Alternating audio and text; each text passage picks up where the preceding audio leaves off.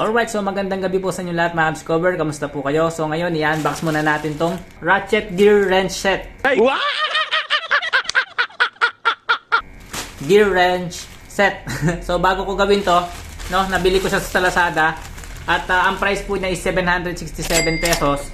So dati ang price nito hindi ko na matandaan. So ilagay ko na lang dito sa screen natin ngayon. Bili ko po kasi to nung nag-sale yung Lazada, no. Ayan. Kaya abang-abang lang po kayo kapag may sale na nagaganap sa Lazada. Ayan. So i-add to cart niyo lang tapos tignan-tignan niyo makaka-discover kung nagbababa ba yung price or tumataas pa, no. Kasi kung minsan bumababa kapag nag-sale, yun din pala yung price niya, no. Tinignan mo siya makaka-discover. Minsan ganun yung nangyayari sa Lazada, makaka-discover.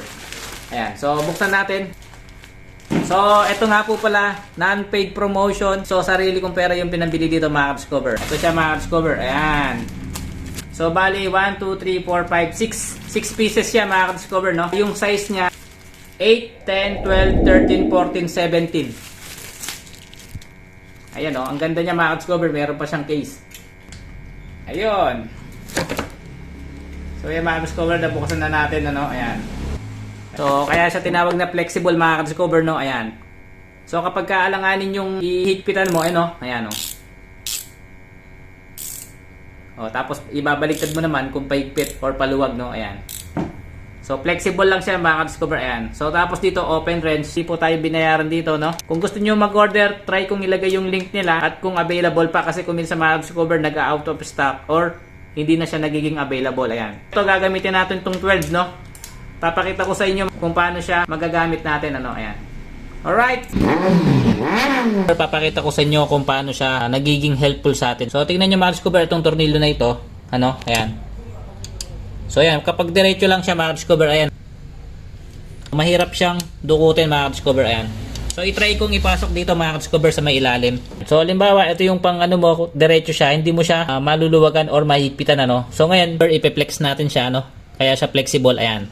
So, nakita nyo, no? Pwede siyang ganito. Then, pwede siyang pag ganon. Ayan.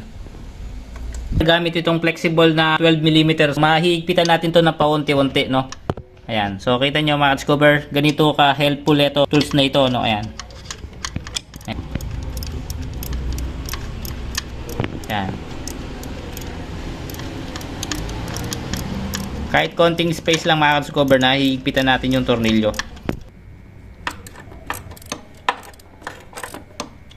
Alright, so yun mga Discover, nakita nyo na kung paano gamitin. Para din siyang ratchet mga Discover. Ayan, ganito siya, no? Ayan. So, paluwag, paigpit. So, ayan mga Discover, maraming salamat po sa inyo. Sana nakatulong sa inyo itong panibagong tools natin, ano? Panggipitan to mga Discover, alright? So, maraming salamat po mga Discover. Balik na ako dito sa ginagawa ko. Alright?